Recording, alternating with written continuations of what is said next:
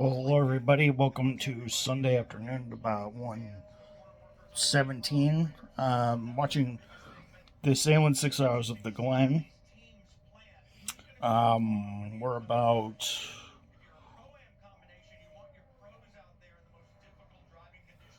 started at about 11. Started about 11 o'clock. Well, when did we start? 6 minutes ago. So the race started about 11:10. We're about 2 hours and 6 minutes into the. We're about 2 hours and 6 minutes into the race. Um,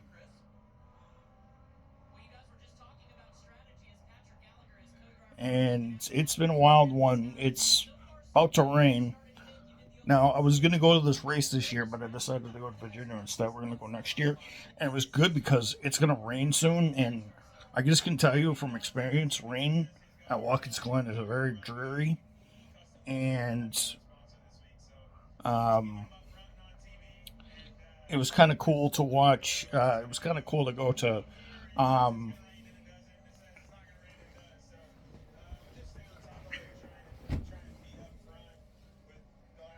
it's kind of good to kind of go to Virginia and dodge all the problems. So yeah, it's about like 80 degrees outside, and it's swelteringly hot outside. Um, Poked my head out this morning at about 10 o'clock, and it's very bad. I may go for a walk later. Um, while the 6 hours of Glen is going because I want to get some exercise. I'm going to put shorts on, and obviously, because the 6 hours of the Glen will conclude at about 5 o'clock ish. They say it's going to rain and stuff like that. So that's on that point. So I have some automotive news that I kind of wanted to cover, and it has to deal with, and it has to do with an upcoming Corvette that's going to be coming out. So the ZR1 was announced and teased. For those of you who don't know, it is a twin turbo 5.5 liter V8 that's based on the Z06, and it's going to have over 800 horsepower. And I'm hearing that the E-Ray system may go on to this car with the Zora, or the. It's going to be called the Zora, or it's going to be called.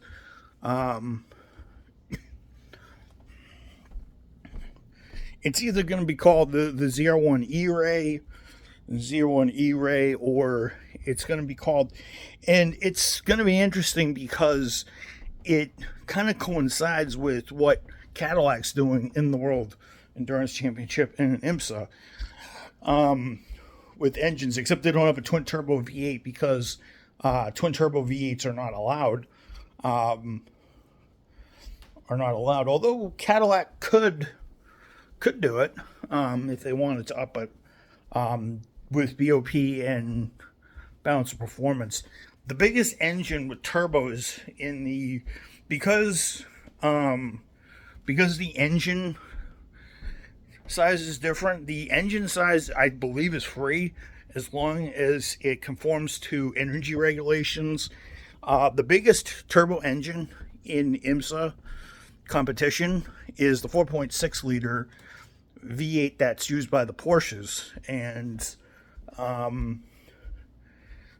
lot of people are like, oh, why didn't they use a 6, or why didn't they use a flat 6 instead of a V8? It should have been a flat 6 because that's a Porsche.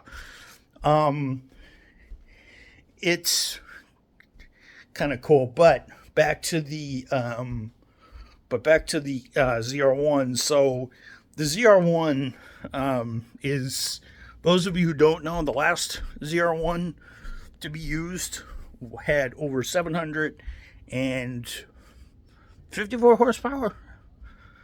think that's right. Yeah, 755 horsepower, something ridiculous.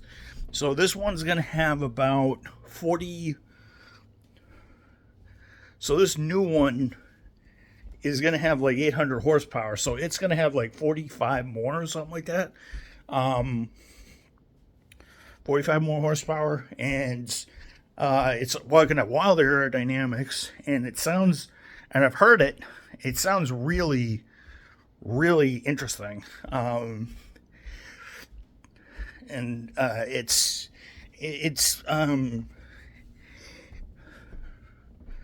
now you guys are probably wondering, where does the ZR1 name come from?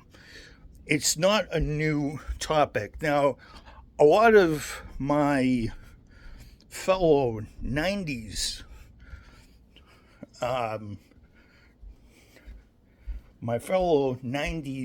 era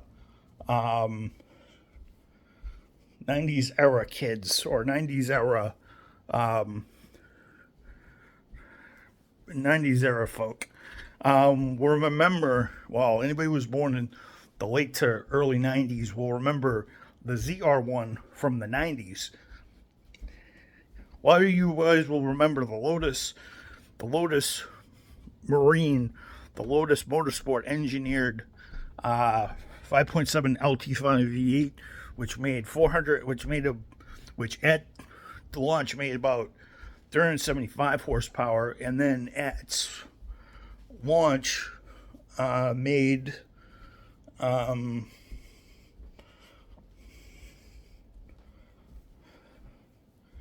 and then at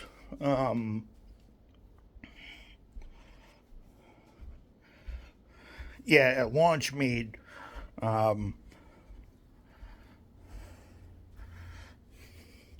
made 375, 380 horsepower, and then eventually it made 405.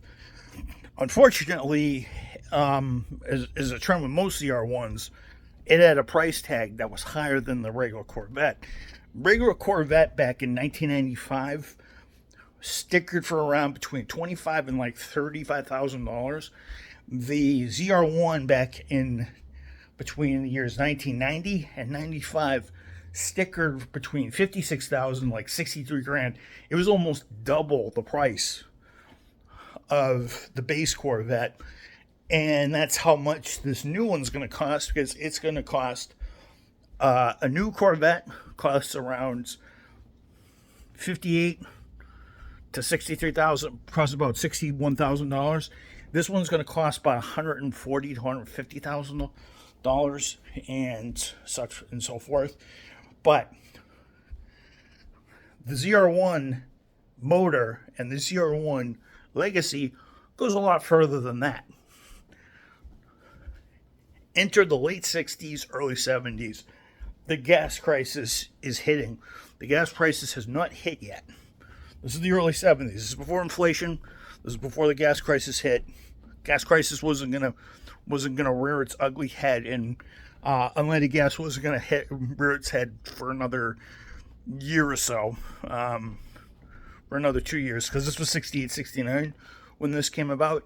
So in 1969, the Corvette team decided to come up with a small block package that was high output but not too powerful. It was supposed to be a higher performing small block, and the ZR1, and they decided to call it the ZR1, and the engine they settled on was the 350 V8.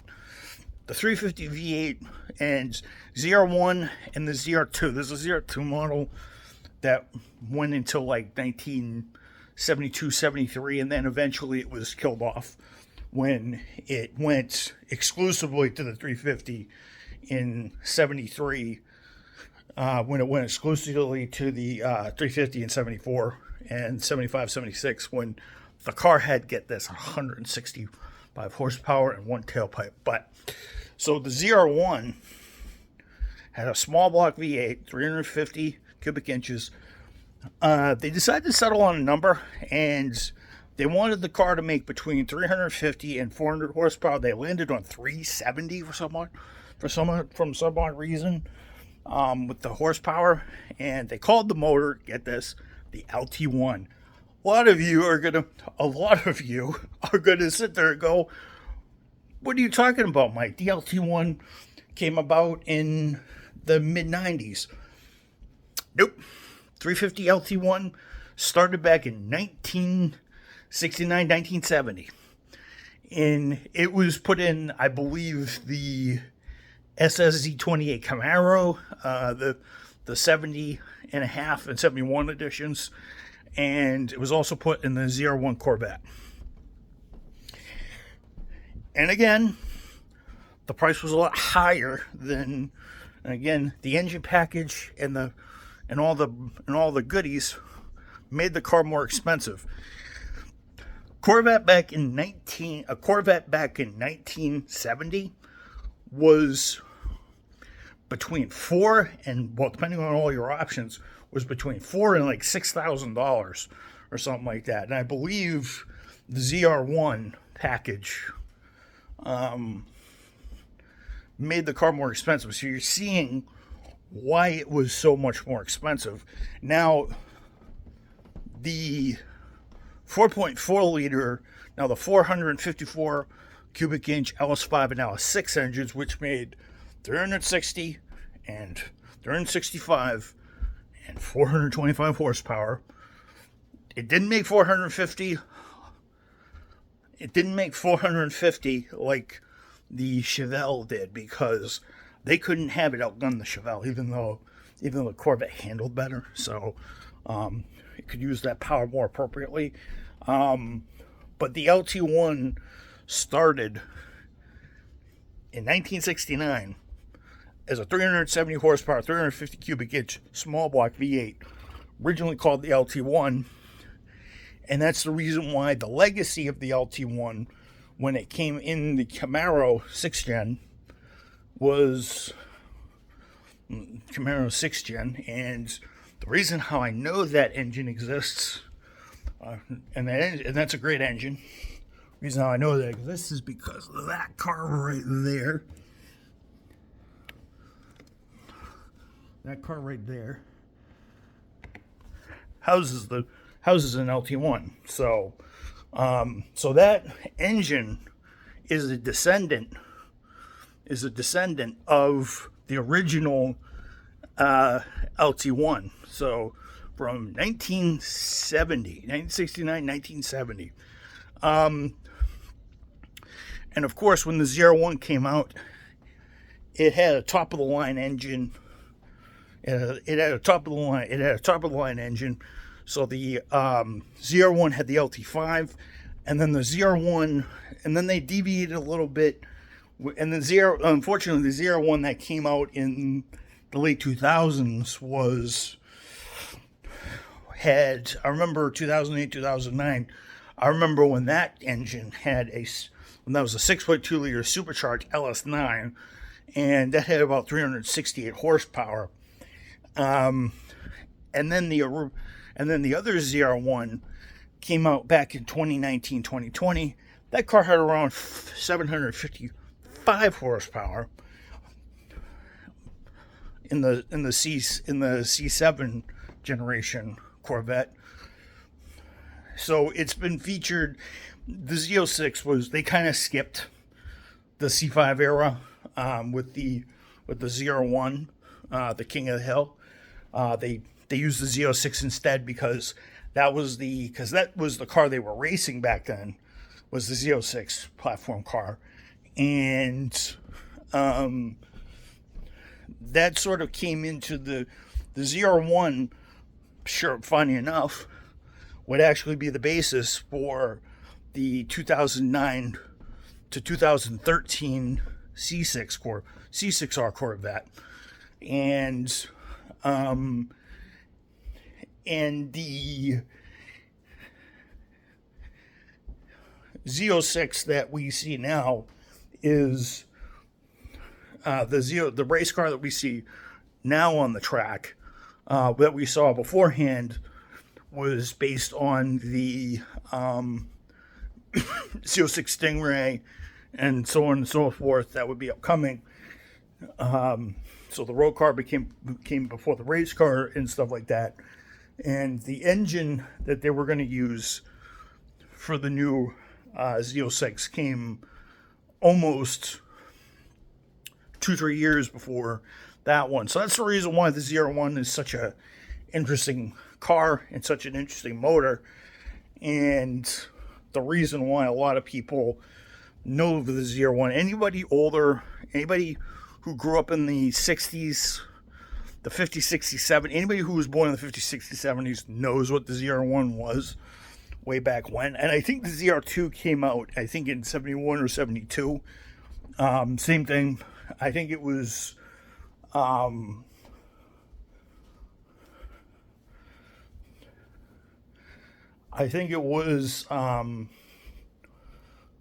meant to be a just a continuation. I think the ZR2 was the second package.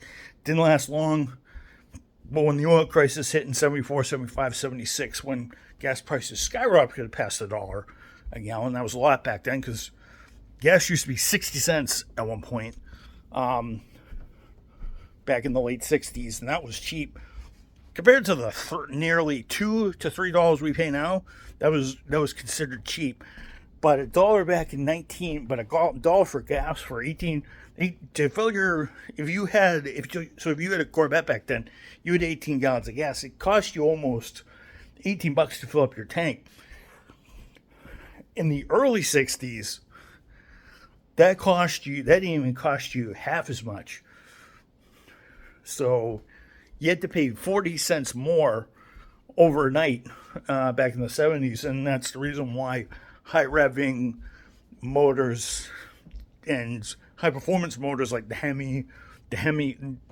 semi-Hemi 429s, the 428 Cobra Jets, the Hemi, the 454, the 455, the 455 Super Duty, and all those engines back in 75, 76 died because of the oil crisis and the switch to unleaded fuel, which killed horsepower. So yeah, that's the reason why the ZR1 exists. I'm very excited to see what the ZR1 does. It's definitely a supercar. The Stingray with the LT2 and the Z06 definitely been supercar killers. Hopefully they continue with the ZR1 or the Zora, whatever they call it, the E-Race system. All I know is these cars keep getting heavier and heavier. I mean, this new Z06, this new ZR1 is going to be like 3,800 pounds. I hear with the hybrid system on the Zora or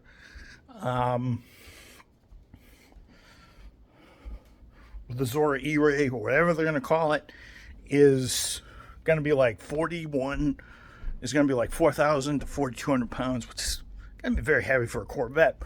But with the rumored 1,000 horsepower, or something like that with this new mystery motor that they're going to make out of the 5.5, they're going to do so. So that's the reason why the ZR1 exists, and its origins start in the late 60s. So, and it was kind of inspired by, it was a high performance engine it was kind of the high performance version of the regular car, but we all know that the 454 big block was the motor to have. So it was just a nice little engine that you could road. I think it was more of a road race car, more of a road race car, and kind of a good performance car that didn't have a lot of horsepower. And I believe it was also to skirt around the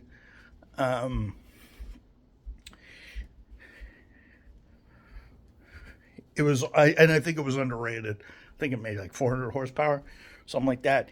It was to skirt around the insurance companies a little bit. You wanted something with a lot of punch, but you didn't want to have insurance premiums, because by 1970, insurance premiums for Hemis and 427s and 428 Mustangs were starting to get really high. So they started to do smaller motors in the early 60s, early 70s, to circumvent some of these insurance premiums, because you could insure your car. Let's say you paid, just gonna throw a number out there because I don't know what insurance premiums were back then.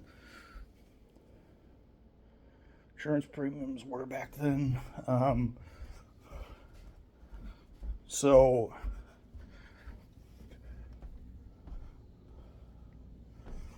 yeah, so I don't know what insurance premiums were back then. Let's say for a regular grocery getter, you paid $60. You paid $60, $70. And for a Hemi, it would almost be like double that, or maybe triple that. So you'd be paying almost 100 and, well, probably double that. Probably 2 times that. You'd probably be paying 120 or whatever the heck it was. Whatever the heck it was per month for a car like that. And that's because people were crashing. So they were able to put a high performance, high revving motor on the market, but without having to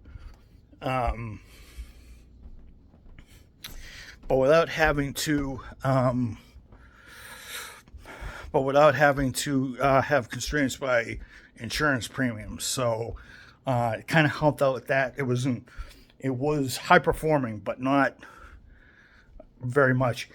I think the 429 Boss back in 69 also was rated at like 370 horsepower, 375 horsepower, because it really made about 425 or something like that. But they really made 400 plus horsepower, but they kept it on the low side in order to make sure that the insurance premiums weren't going to be high, because it was a specialty vehicle, obviously. So yeah, I'm hyped for the ZR1.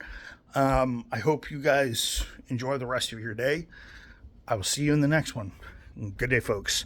And as usual, long live America, God bless America, long live our freedoms and our rights.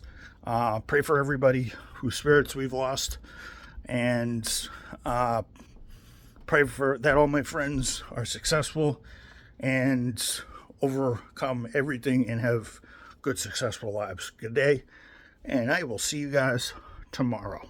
Good day.